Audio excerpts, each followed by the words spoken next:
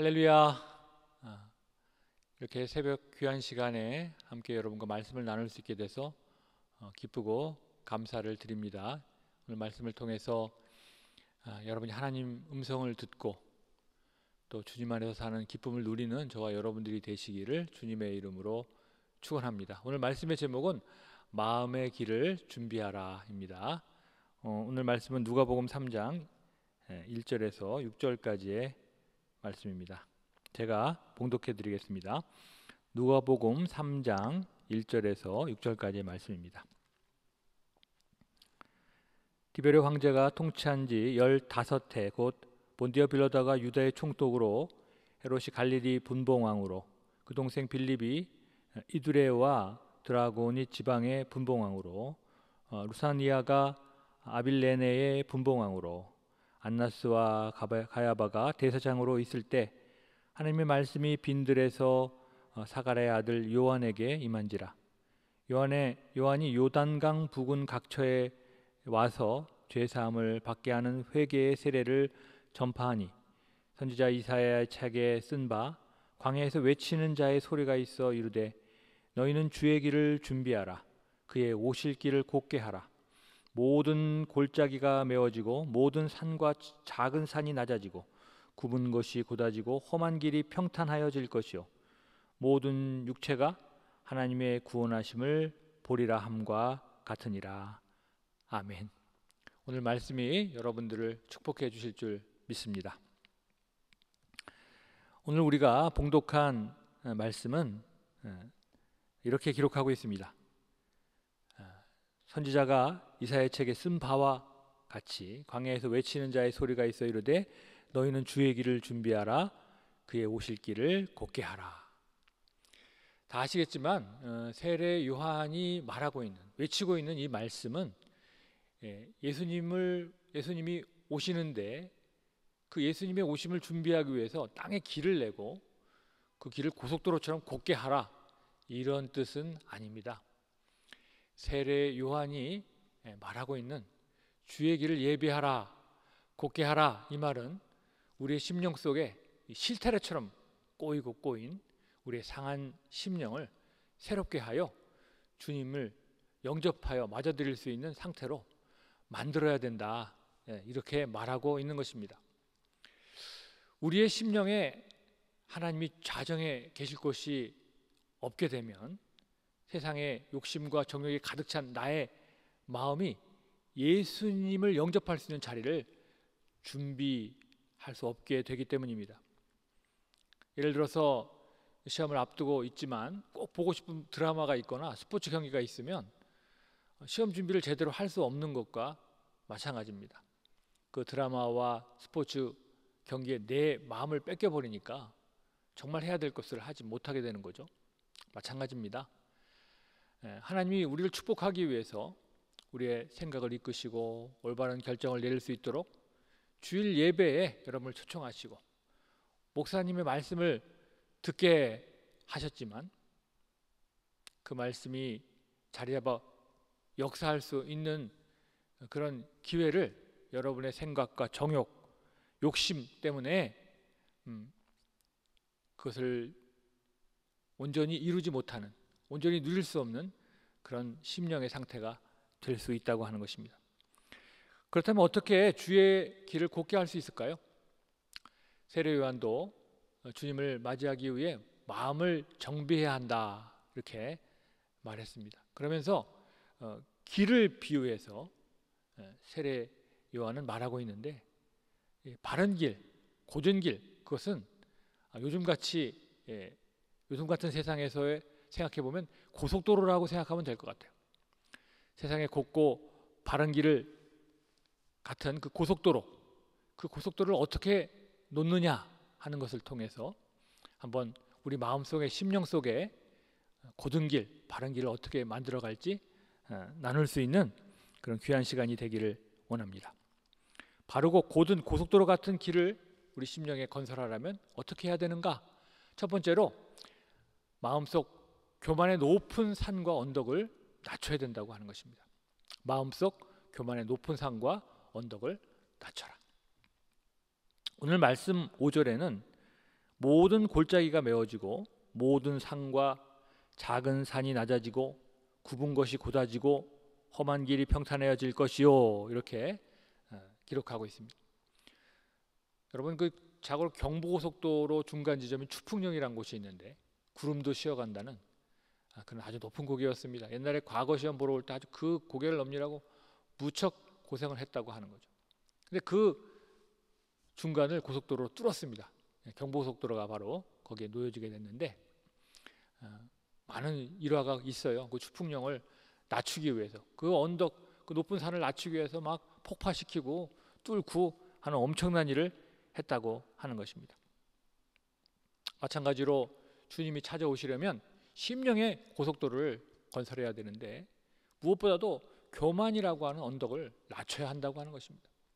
왜냐하면 우리의 교만의 언덕은 우리의 인생이 진정한 구원이 되시는 하나님의 아들 우리 주 예수 그리스도가 우리를 찾아오시는데 또 불구하고 말이죠, 우리 어리석고 불쌍한 지혜를 가지고 자신의 인생을 자기 마음대로 설계하려고 들기 때문에 그 주님의 찾아오심을 말이죠, 전혀 누리지 못하게 만들 수 있기 때문에 그렇습니다.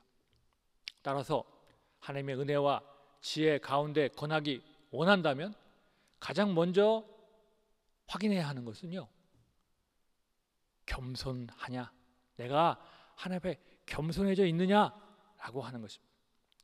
잠언 기자는 말하기를 교만은 패망의 선보임, 거만한 마음은 넘어짐의 앞잡이다, 이렇게 말하고 있습니다. 그렇다면 우리는 어떻게 교만의 언덕을 낮출 수 있을까요? 고속도로를 내기 위해서 높은 산을 낮추려면 막 구멍을 뚫고 그 속에 다이너마이트를 막 터뜨리고 해야 되는데 우리 심령 속에 이 교만한 마음을 낮아지기 위해서는 말이죠, 마음을 폭파시키고 파괴시키고 해서 되는 일은 아닙니다. 그러기 위해서 우리 교만의 언덕을 낮추기 위해서는 살아계신 하나님의 말씀으로 우리 자신의 마음을 다스릴 수 있어야 된다고 하는 것입니다. 여러분 믿으시기 바랍니다. 아무리 교만하고 제 잘난 척하며 사는 사람이라 해도 하나님의 말씀을 부지런히 읽고 듣고 묵상하고 그 말씀을 따라 살려고 노력하다 보면요, 자연히 겸손해지고 예수님을 자랑하며 살게 되긴 마련입니다. 하나님 말씀을 계속 접한다는 것은요, 어마어마한 축복이 아닐 수가 없습니다. 그래서 에레미야 선지자는 말씀하시기를 하나님의 말씀은 온갖 불순물을 불태워버리는 불이다, 이렇게 말하고 있는 것입니다. 히브리 기자가 말하는 유명한 말씀이 있습니다. 하나님의 말씀은 살아있고 힘이 있고 어떤 양날선 검보다도 더 날카로워 사람의 마음을 꿰뚫어 영혼과 정신과 관절과 골수를 쪼개어 그 마음속에 들어있는 것을 드러내게 하느니라. 할렐루야. 그렇게 말하고 있어요. 다시 말해서 교만을 제거하는 마음의 수술은 하나님 말씀을 통해서만 가능하다고 하는 것입니다. 들판에 심은 곡식이 속이 차면 머리를 숙이게 됩니다. 마찬가지로 진실한 크리스천 또한 오래 믿고 또 믿음의 분량이 채워지면 겸손해지게 마련입니다. 그래서 예수님이 누구든지 높고자 하는 사람은 낮아져야 하고 낮아지고자 하는 사람은 높아지리라, 이렇게 말씀하고 있는 것입니다. 이 말씀은 매우 역설적인 말 같지만 이 말이 진리이라고 하는 사실을 우리가 나이를 먹어가면 갈수록 깨닫게 됩니다. 주님이 너희를 돌이켜 어린이처럼 되지 않으면 결코 천국에 들어갈 수 없다, 이런 말씀을 하셨어요. 이 말씀은 너희의 생각이 너 자신을 지배하고 내 생각을 판단하게 하는 것이 아니라 어린아이처럼 하나님을 부모처럼 찾고 구하고 어떻게 할지 묻고 의지하여야만 천국에 들어갈 수 있다, 이렇게 말씀하고 있다는 것이죠. 사랑하는 성도 여러분, 교만의 언덕을 낮추어서 예수님 만나고 천국을 누릴 수 있는 저와 여러분들이 되시기를 주님의 이름으로 축원합니다. 두 번째로 여러분, 마음의 골짜기를 메워야 한다고 하는 것이죠. 마음의 골짜기를 메워야. 주님의 길을 예비하기 위해서는요, 우리의 마음의 구덩이, 골짜기 메꿔줘야 됩니다. 고속도로를 만들 때 산과 언덕에서 깎아낸 흙이나 바위 덩어리를 메웁니다. 그 골짜기 구덩이를 메우는 데 사용하죠. 그래서 길을 평평하게 만들 수 있게 됩니다. 이 주님이 왕림하실 주님의 길을 만드는 데 있어서 마찬가지입니다. 우리 한 사람 한 사람이 존재하고 있는, 우리 안에 존재하고 있는 이 불평, 불만이라는 구덩이, 절망과 원망이라고 하는 구덩이, 이 골짜기를 메워야 한다고 하는 것이죠. 여러분, 성경의 그 요셉은 형들의 시기와 질투로 인해서 죽을 뻔했고 결국 애굽의 노예로 팔려가게 되었습니다. 야곱의 사랑을 받고 자랐던 이 막내 아들이었는데 노예로 전락해서 정말 여러 죽을 고비를 거치게 되죠. 요셉도 인간인지라 그때마다 원망할 수도 있고 절망할 수도 있었을 것입니다. 그러나 요셉은 절망의 구더기에 빠지지 않았어요. 원망의 구더기에 빠지지 않았어요. 어떤 경우에도 전능하신 하나님이 도우시어 언젠가는 하나님이 그에게 약속하셨고 보여주셨던 그 축복의 날이 오게 될 것이다 라고 하는 흔들리지 않는 믿음으로 하루하루를 성실하게 살아간 사람, 그가 바로 요셉이라고 하는 것입니다. 어떤 처지에서도 하나님의 약속을 굳게 믿고 살았기에 마침내 그가 애굽의 노예로 팔려간 지 13년 만에 애굽의 총리 대신이 되어서 결국 그의 가족들, 야곱과 그의 형제들을 다 구하는, 기근으로부터 구하게 되는 그런 사명을 감당하게 되었다고 하는 것입니다. 동방의 의인이라고 불려지는 욥의 인생을 봐도 우리는 알 수 있습니다. 그가 하루아침에 사랑하는 10남매를 잃었습니다. 여러분, 한두 명이 아니에요. 10남매를 잃었어요. 종들과 많은 소떼, 양떼들이 이웃의 불안당들에게 빼앗겨 빈털터리가 되어서 하루아침에 알거지가 됐어요. 설상가상으로 욥 자신이 문득병에 걸렸습니다. 그때 욥의 심경이 어떻겠어요? 그런 한때 동방의 위인이라고 할 정도로 하나님을 잘 섬겨 왔는데 이게 도대체 무슨 꼴이라고 한 말입니까? 하나님을 열심히 섬겼는데 도대체 이게 무슨 일입니까? 그러면서 원망하고 하나님을 저주하지 않았을까요? 그러나 여러분 잘 알고 있듯이 그는 절망하고 저주할 수밖에 없었던 바로 그 처지에도 끝내 그의 입으로 하나님을 저주하지 않고 오히려 하나님을 찬양하고 경배했다고 하는 것입니다. 할렐루야. 욥은 그런 상황에서 고백하기를 이렇게 말하고 있어요. 벌거벗고 세상에 태어난 몸 알몸으로 돌아가리라. 하나님이 주셨던 것 하나님이 가져가셨으니 다만 하나님의 이름으로 찬양을 돌릴지어다. 할렐루야. 바로 이것이 욥의 고백이었습니다. 참으로 불평할 수밖에 없고 절망할 수밖에 없는 처지에서도 하나님을 찾고 하나님을 찬양하게 되었을 때 하나님은 그를 기뻐하지 않을 수 없었던 것이죠. 그의 문제를 해결해 주지 않을 수 없었던 것이죠. 그를 돕지 않을 수 없었던 것입니다. 그래서 그를 완전히 회복하고 그 이전의 축복보다 갑절의 축복을 주셨다라고 하는 것이 바로 욥기의 내용입니다. 따라서 미워하고 원망과 시기, 질투의 골짜기에 빠져 있지 않도록 믿음으로 이 함정의 골짜기를 메우는 것이 주님을 영접하는 복된 길임을 여러분 기억하시고 하나님을 향한 굳은 믿음으로 이 우리를 빠뜨리는 이 죄악의 골짜기들을 믿음으로 메꾸시는 저와 여러분들 되시기를 주님의 이름으로 축원합니다. 세 번째로 굽은 길을 곧게 해야 된다는 거예요. 굽은 길을 곧게. 고속도로를 건설하는 데 있어서 굽은 길은 곧게 해야 합니다. 왜냐하면 굽은 길에서는 꾸불꾸불하는 바람에 사고 발생률이 높고 빨리 갈 수가 없어요. 안전하게 빨리 갈 수가 없어요. 안전하게 예수님이 우리에게 빨리 다가올 수가 없어요. 굽은 길 위에서 마음껏 달리는 즐거움을 누릴 수가 없어요. 예수님을 우리가 늘상 만나고 우리가 기도할 때 늘상 경험하고 우리가 하나님 앞에 빨리 고백하고 빨리 응답받고 하려면 말이죠, 우리 심령의 굽은 길을 쫙 펴야 됩니다.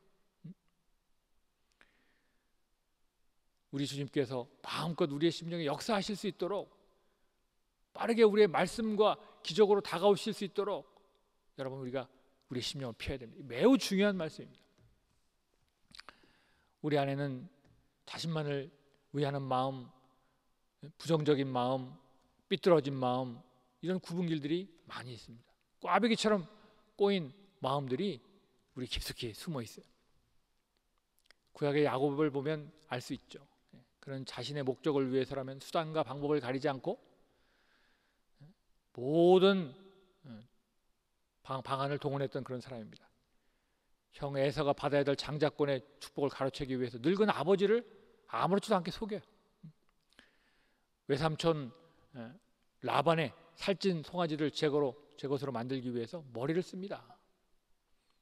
이와 같이 야곱이 한때 아버지를 속이고 외삼촌을 속인 사기꾼이 부정한 약탈자였지만 후일에 하란에서 고향으로 돌아오는 야복강 나루터에서 그 부정했던 지난날을, 부정적했던 과거를 회개하는 놀라운 씨름을 합니다. 하나님의 천사와 씨름을 하며 그가 그동안 저질렀던 모든 일들을 회개하고 새로운 인생을 달라고 하나님께 매달렸다고 하는 것이죠. 복음서에서 굽은 길을 곧게 하라는 말은 다른 것이 아니라 부정직했던 사람이나 비양심적인 그런 인생을 회개하라는 그런 말씀인 것입니다. 한때 여리고성의 삭개오도 돈만 아는 수전노였습니다. 피도 눈물도 없는 그런 착취자였죠. 부패한 관리였습니다. 그러나 삭개오가 예수님을 영접하고 회개하게 되었을 때 예수님은 너도 아브라함의 자손이다. 할렐루야. 이 집이 구원을 받았다. 이 집에 구원이 이르렀다. 이렇게 축복해 주셨던 것입니다.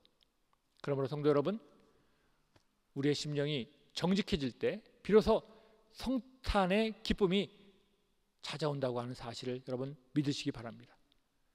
이 성탄절에 찾아오시는 아기 예수가 그런 사람의 마음을 찾아 부활하게 될 것이고요, 여러분 인생이 예수님과 늘상 동행하고 늘상 만날 수 있는 그런 축복 가운데 들어가게 될 것입니다. 할렐루야. 이제 말씀을 맺겠습니다. 대림절이 이제 시작되고 있습니다. 예수님의 오심을 기다리는 시간을 보내는 이 대림절에 오늘 세례 요한의 말씀을 기억하는 저와 여러분들이 되시기를 바랍니다. 어떻게 주님의 길을 예비할 수 있습니까? 교만이라는 마음의 높은 산과 언덕을 낮춰야 됩니다.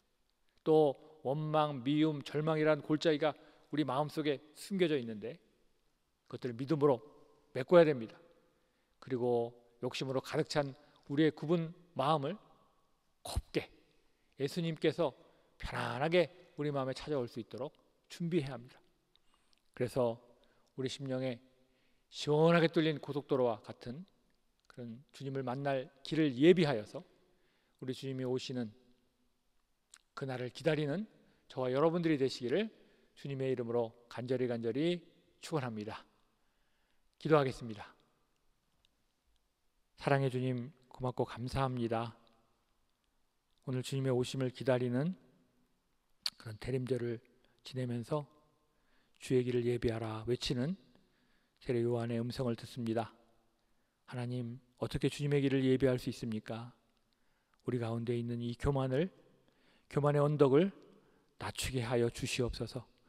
원망과 미움과 절망이라는 골짜기에 빠져서 헤매이고 있는 우리들을 믿음으로 메꾸게 하셔서, 그 골짜기를 메꾸게 하셔서 떨쳐 일어나 하나님을 믿고 능히 승리하는 우리 성도들이 되게 하여 주시옵소서.